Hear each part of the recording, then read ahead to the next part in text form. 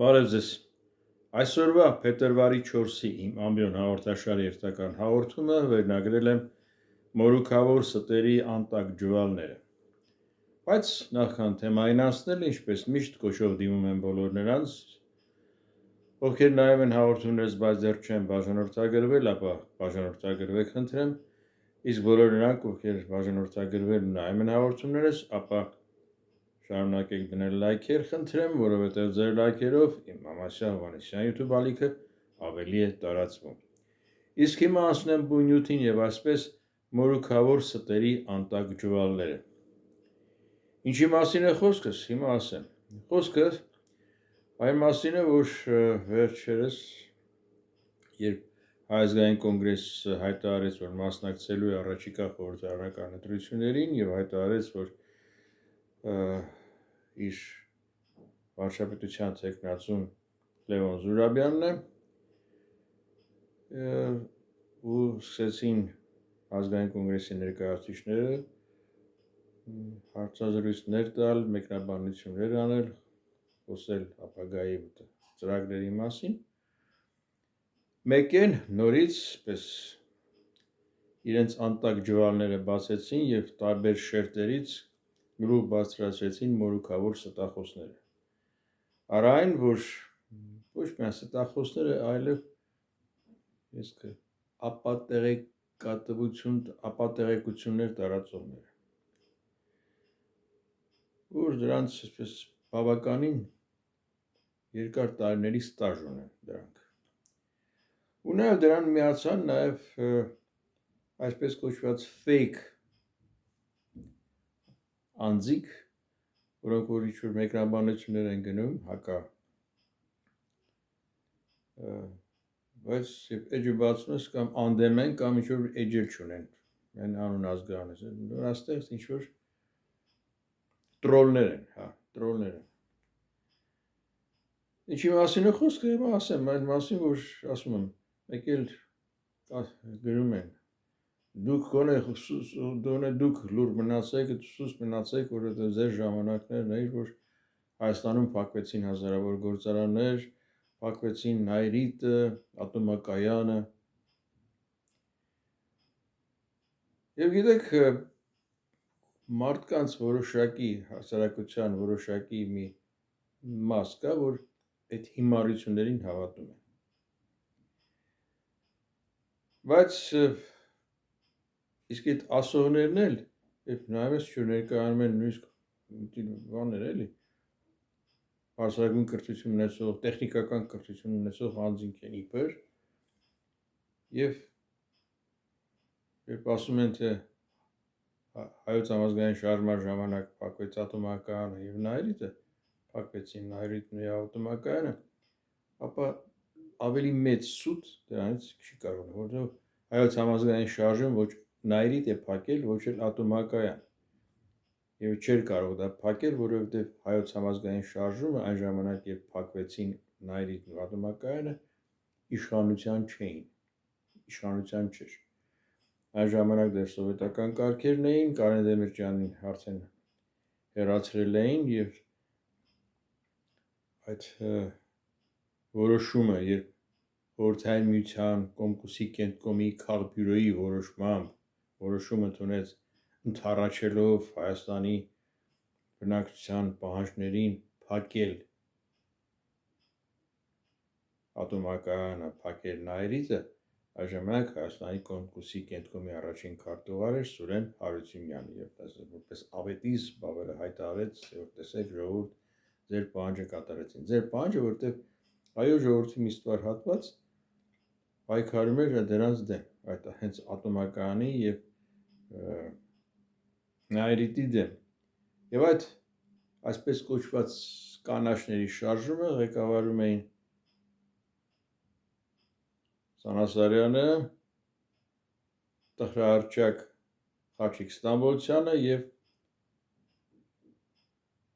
արժանայշատակ Զորի Բալայանը, որ այն ժամանակ Խորհրդային Միության հայտնի լիտերատուրնայա գազետա թերթի սեփական թղթակիցն էր Հայաստանում։ Եվ այն ժամանակ Ծավալուն մսկա լավաշ հոդված էր գրել լիտերատուր նայագազետայում, թե ինչ ահավոր վտանգ է ներկայացնում իրենից Նայիրիդ գործարանը, ապա նաև հետո ատոմակայանը, որ մղձավանջային այսպես տվյալներ էր վերել, իբր թե Նայիրիդի ատոմակայանի պատճառով ծնվում են արատավոր այսպես երեխաներ եւ այլ, չեմ ուզում ասեմ, մի խոսքով այդ շարժումը ղեկավարում էին նրանք։ Եվ ահա ինչու փակեց, ինչու որոշում կայացվեց Քալբյուրոյի կողմից այդ գործարանը փակելու համար, փակեցին, որ խեղճացնեն Հայաստանի բնակչությանը։ Եվ դա այդպես էլ եղավ, հասան իրենց նպատակին։ Եվ նաև եւ թե ֆիզիկական առումով, եւ թե հոգեբանական եւ բարոյական, իմաստով միջև հիմա էլ որոշ մասի։ Նույնիսկ ավելի, երբ փակվեց ատոմակայանը, Հայաստանի հյուրապարտադրված պատերազմում Հայաստանը պատերազմ էր մղում Ադրբեջանի պատերազմած պատերազմի հետ եւ այն ժամանակ էլ Ադրբեջանին կողքին թեւութիկունք էր խորհրդային բանակը ասեցինք այդ կալցո օպերացիայով Լեռնային Ղարաբաղում իրականացված ի խոսքով եւ այդ ժամանակ երբ արդեն իշխանության եկավ հայոց համազգային շարժումը, որը որ ժառանգել էր երկրաշարժից ավիրված երկիր, լիակատար շրջափակման մեջ գտնվող երկիր, պարտադրված պատերազմի վիճակում գտնվող երկիր, պատերազմ, որը որ Հայաստանի համար պակաս ծանր չէր, ինչքան որ հայրենական մեծ պատերազմը խորհրդային միության ամբողջ խորհրդային միության համար։ Հավաստիացնում։ Եվ այդ պայմաններում հայոց համազգային շարժման իշխան ղեկավարությունը Հայաստանի նորանկախ հանրապետության ղեկավարությունը փառքով սակեց իր վրա դրված առաքելությունը հաղթեց պատերազմում, վերականգնեց փլատակներից տակ հայտնված տնտեսությունը, ինչքան որ հնարավոր էր, եւ ի դեպ առաջին գործերից մեկն էլ այն էր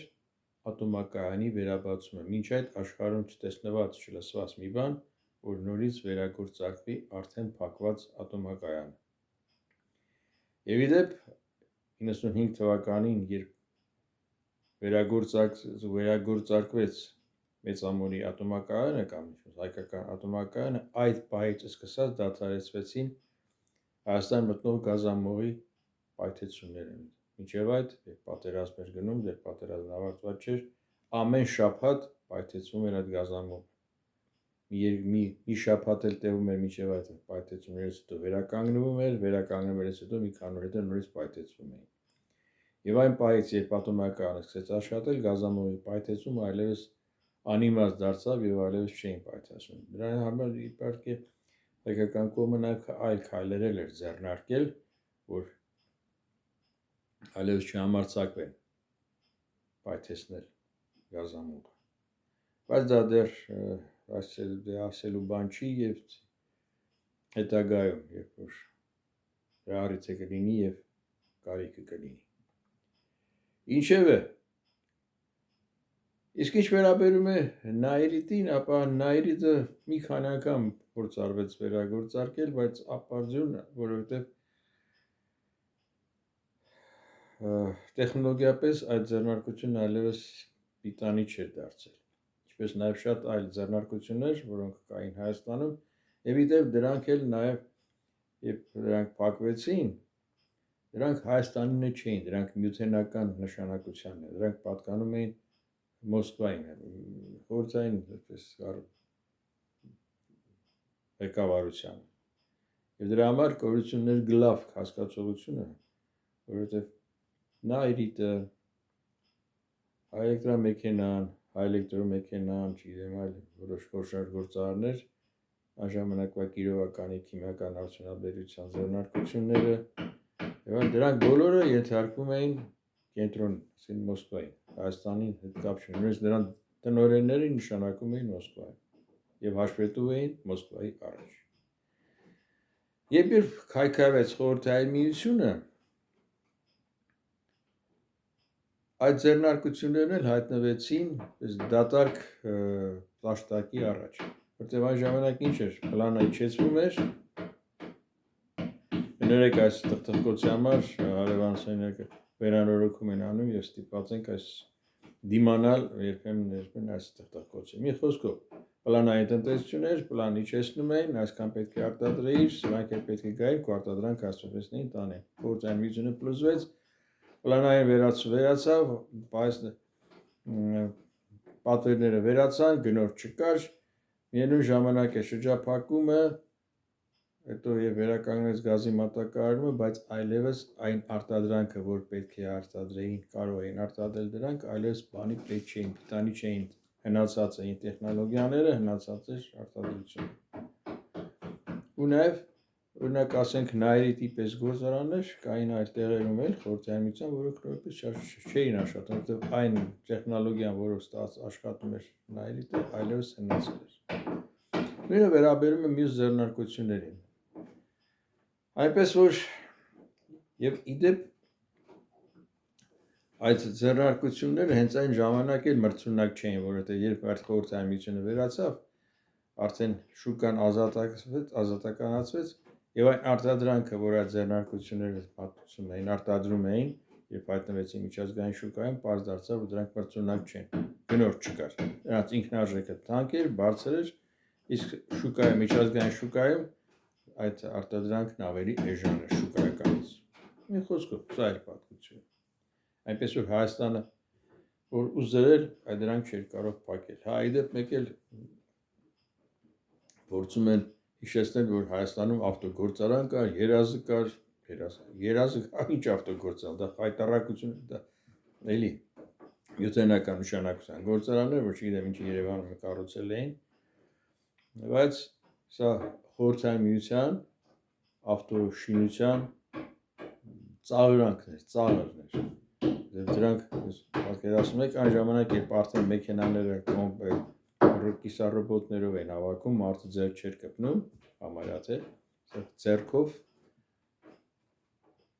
ինչ ասեմ, մի արհեստագործական մի ձեռնարկություն, որտեղ ձեռքով մեքենային հավաքում, ինքս եմ իմ աչքով տեսել։ Մի առիթով, երբ դեռ լրագրող էի աշխատում, դեպուտատության տեխնացու կար, խորհրդային միության գերագույն խորհրդի գերագույն սովետ էր կոչվում, գերագույն սովետի պատգամավորության տեխնացուն առաջադրում էին պայմաններ կային, որ պետք է այսպես առաջադրել, որ բանվոր լինի, չգիտեմ, կոմունիստ լինի, անկուսակցական լինի, տարբեր պարամետրերով առաջադրում էին, այդ առաջադրանը տենում էին ընտրություններում պարզեր, որ պետք է անցնի, այսպես կոչված ընտրություններ։ Եվ պետք է այսպիսի պատգամավորության տեխնացուների դիմանկարներ ներկայացնեինք, հաղորդումներ պատրաստեինք եւ այդ առիթով այդ պատգամավորության տեխնացուներից մեկն էլ աշխատում էր Երևանի երազ ավտոգործարանում, որպես առաջավոր բանվոր նկարներ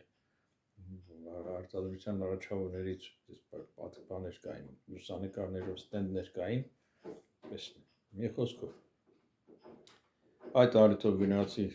մտա երազ ավտոգործարան եւ տեսածս ուղղակի ապշեցուցիչ էր, մի զավեշտալի բան, այդ վարպետ դաստիարակ հասկացություն կար, վարպետ դաստիարակ ասել, նոր աշխատողներ ընդունված երիտասարդներին սովորեցնում են, նա կողքը կանած, նայում են, թե սա ոնց է աշխատում, ինչ է անում, սովորեն, փորձի փոխանակում, հա։ Մի խոսքով մեծ պես մամլիչ էր, երկու աշկերտները, մեզ բերում են մետաղյա թիթեղը դնում էին այդ մամլիչի տակ, այս վարպետ դաստիարակը նշան էր անում, մի քիչ էլ ինքն էր ուղղում, նշան էր տալիս, այս բան իջեցնում էր, ձգան էր, ձգան չէր, ինչ-որ սարք էր, վերջը իջեցնում էր, մեկ էլ այս մամլիչը շրախ գալիս, խփում էր, այս մետաղի թիթեղին, կողքերից այդ ավելորդ մետաղները, կտորները թափվում էին եւ ստացվում էր մեկ երազ ավտոմեքենայի, այսպես մի կողային կամ ինչ մաս մետաղ ներկած։ հետո դա քիչ էր, հետո վերցնում էին, հանում էին եւ սկսում են եւ ինքս եմ տեսել իմ աչքով եւ փայտե մուրճով սկսում են կողքերից խփելով սուրը տեղերը հարթեցնել, որ հետո դասնային, որ պետք է բերած մեքենայի վրա հավաքեն, այս է գործարանը։ Եվ այդ ասորներն էր, որ ասում էին, որ Երևանում ավտոշինություններ հերնանիցեցին, փակեցին, բան, այդ մոռացել են, որ այդ ավտոշինությունը ասում եմ, խայտարակություն էր, ծաղր էր, որտեղ խորհրդային միությունը պլան էր, չէ՞, այսպես օրինակ այսքան ավտո պետք է արտադրեն, ասեմ Կեմերովոյից, Ուզբեկստանից, Տաշկենտից, չգիտեմ որտեղից, Ռուսաստանի որ քաղաքներից, մինչև մեծ Բալտիկա, պետք է գային այդ գործարանից մեքենաներ վերցնեին, չգիտես ինչի քշելու էր տանում էին։ Եվ այդ քշելով էլ գործարանից են դուրս են գալիս, առաջինից դիքից անցնելուց հետ կարելի էր տեսնել այդ Սևանի Երևան ճանապարհի այդ առաջինից դիքերի ժամանակ մեկ էլ շարան երազ ավտոմեքենաները շարիչների տաքանալու պատճառով կանգնում էին, շարվում էին։ Այս այդ վարորդների ձեռը վարորդները այդ մեքենաների ձեռը կրակ էին եկել, երևի չգիտեմ ոնց հասցնում էին, բանում էին այնտեղ որ պետք է հասցնեին։ Այլ երազ ավտոգործարան, խեղկատակություն։ Նույնը կանազ գործարաններ ալյումինի արտադրության, որը միութենական էր եւ ելի եմ կրկնում խորհրդային միության ոչ եւս լինելուց հետո այդ գործարանը այլևս արտադրություն համարյա չէր տալիս եւ վերագործարկելուց հետո ընդամենը փայլատի տեղ էր արտադրում։ Այնպես որ այն պարոնայքը, որ ասում են, որ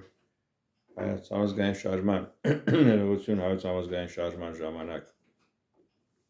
հազարավոր գործարաններ փակվեցին, նկատում այդ գործարան, հայերդ մի հատ գործարան կար Երևանի կաբելի գործարանը, տեղել եմ այդ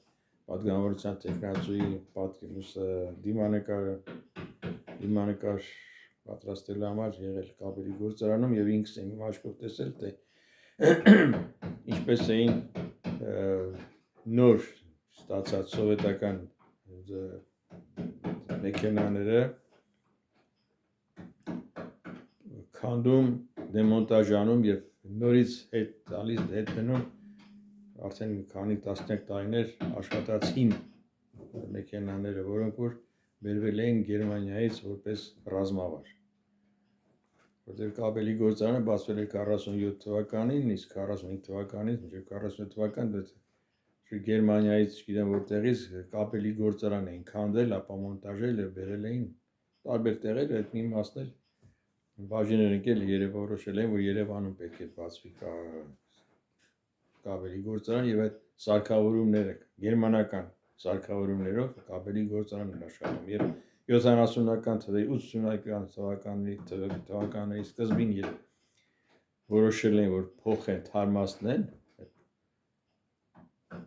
գործարանի սարքավորումները, սովետական արտադրության սարքավորումներ էին դրել, հետո սկսել են Բավուրի Վարպետ դաստիարակի պատմածով եմ ասում, տեսած հարցրեցի, բայց ինչ են նոր դազգավ այդ մեքենաները, սարքավորումները հանում եւ հները դնում, ասես թե որ այս հները Գերմանիայից բերածներն են, գերմանականներն են, իսկ այս նորերը սովետական են, սկսեցին աշխատացնել, հետո չարդարացրեցին խոտաներ եւ այլ, որոշեցին, որ այս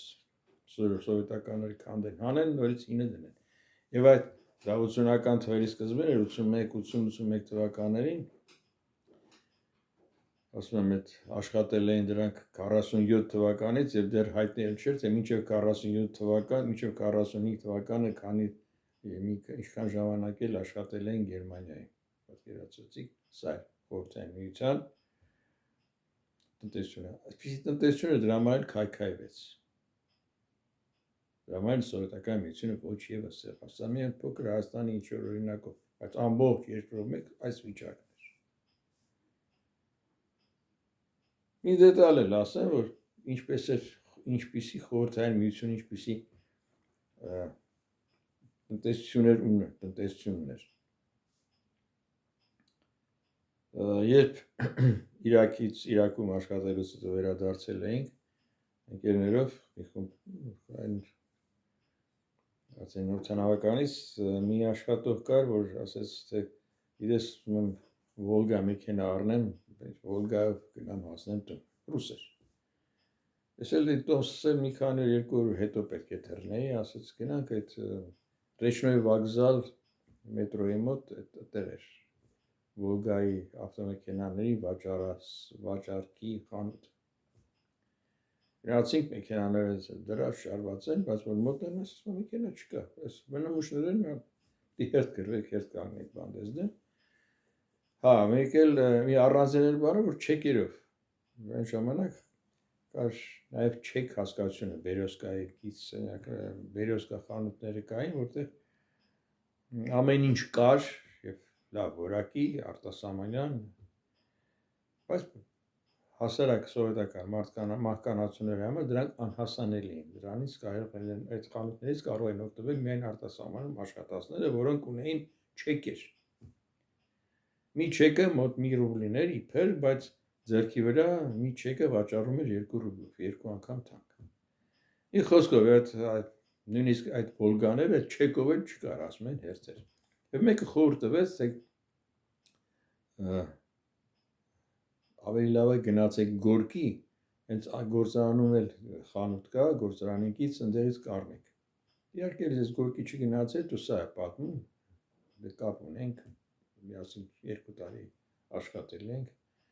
Հետաքրքիր թե ոնց գնաց հասավ այդ Վոլգա մեքենան կարողացավ առնել, թե չէ, ես պատմում եմ, գնացի,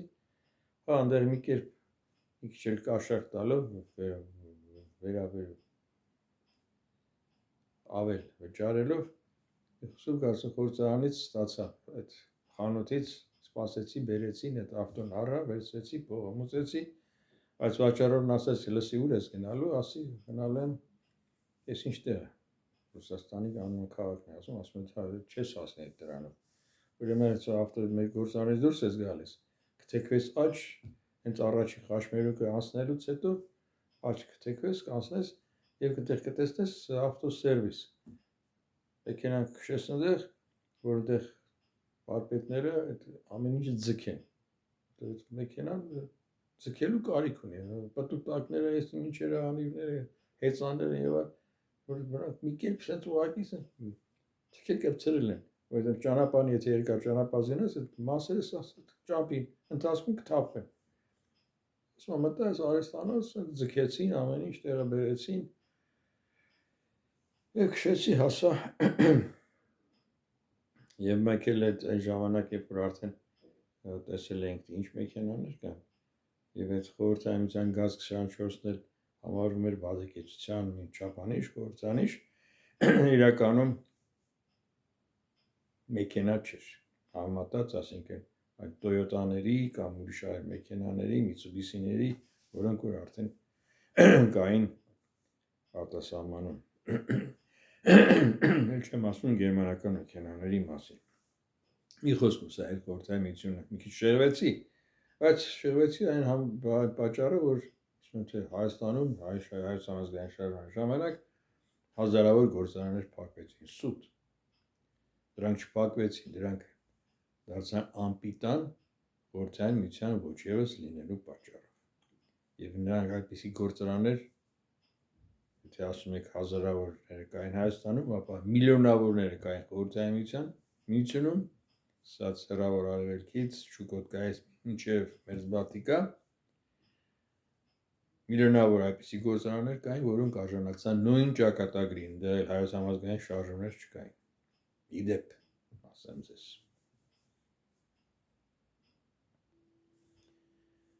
Ու կրկնում եմ այդ շարակրատողները, որոնք որ ամեն առիթով բերանները բացում են, ձեռքերին էլ ազատություն տալիս գրիչի իմաստով, գրում մրում, կամ այդ համակարգչի վրա, ստեղնաշարի վրա հավաքում, տարբեր տեսակի ստեր, որ իբր հայոց համազգային շարժումը փակեց գործարաններ, ձեռնարկություններ եւ այլ, կրկնում եմ մեծ մասամբ անդեմ կերպարներ են, կամ եթե կանեն անազգանուն ինչ-որ լուսանկար չկա, կամ եթե լուսանկարով ինչ-որ վերացական մի նկար է, ոչ թե դիմանկար,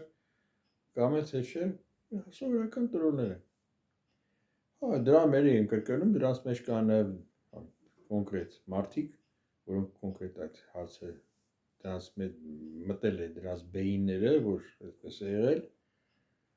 որ Հայաստանը իշխանությունները, այն ժամանակվա իշխանությունները քայքայել են Հայաստանի տնտեսությունը առանց ուղեղներին զոր տալու, կամ թե չէ, մորուքավոր ստեր, անտակ ջվալն են, սուտը որ կա, անում են, տապահարում այդ ջվալներից։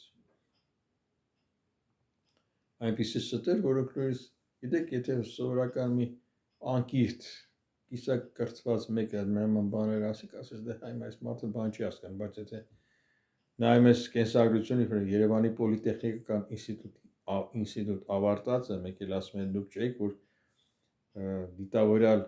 բնակչությանը զրկել եք էլեկտրաէներգիայից, էլեկտրականությունից, էլեկտրաէներգիան արտադրվում էր, հողանցում էիք անում, որ մարդիկ լույս չունենան, դարին մի ասա, սա ինժիներ մարդն է ասում, դե ինչ ասես, դրա համար այդ մորուքավոր ստերը և այդ մորուքավոր ստերին հավատացողներ մինչև հիմա էլ կան, որ հիմա վայելում են այն, ինչին հասել է։ Իդեպ այդ իշխանություն, տնտեսություն, հարաբերություններում հիմիկվա ներկայիս կառավարիչներն մի քիչ երբ եկան իշխանության, էլի հայտարարեցին, որ սա տնտեսություն են զարգացնելու, թափերով, մեծ թափով, մեծ արագությամբ, հետո մեկ էլ հայտարարեցին, որ Երևանում 10 թե 19 թիվներ հայտարարեցին, որ Երևանում բացվել է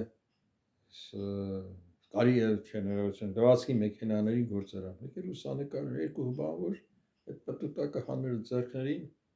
այդպիսի մի երկու հատ լվացքի մեքենա դրած, ինչ-որ գործ են անում, այդպիսի կահավորումով երևի լվացքի մեքենայի վերանորոգման արհեստանոցները չկային, և սա ներկայացնում են որպես նոր բացված ձեռնարկություն, որը մրցունակ է, և այլ, այդպիսի բաներ։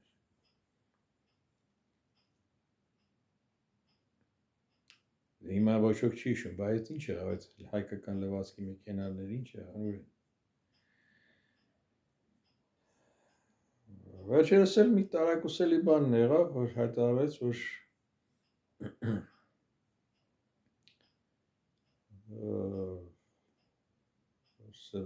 սեփականաշորել են, վաճառել են ավելի շուտ Երևանի նախկին հաշվիչ մեքենաների մաթեմատիկական ինստիտուտի կամ ժողովուրդն ինչպես ասում էր Մեգելյան ինստիտուտը վաճառել են և գնորդնել սիստեմա, ռուսական հայտնի սիստեմա ձեռնարկության տնօրինությունն է Եվտուշենկովի գլխավորությամբ։ Չգիտեմ ինչ են անելու, բայց ինչքան հիշում եմ, ինչքան գիտեմ, սիստեման միջազգային այդ պատժամիջոցների տակ է, նույն ինքն էլ հենց Եվտուշենկովն էլ, հիմա դրան ոնց են վաճառել և դա ինչ պետք է անի, չգիտեմ։ Ճիշտ այնպես, ինչպես ժամանակին, Ռոբերտ Քոչարյանի ժամանակով էլ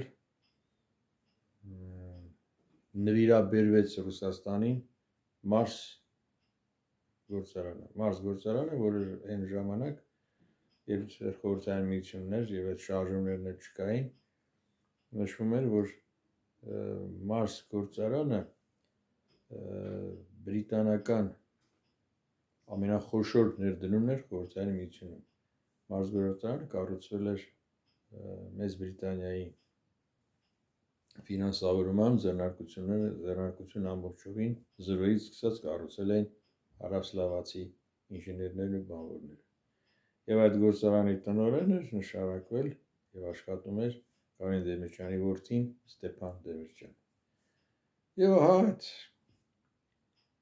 Ռոբերտ Քոչարյանի ժամանակով այդ գործարանը նորից նվիրաբերվեց սիմվոլիկ գներով, թե վաճառվեց, թե ինչ արեց այդ Բույք պարկի դիմացի երևի շրջանակներում վաճառվեց ռուսներին և այդ գործարանը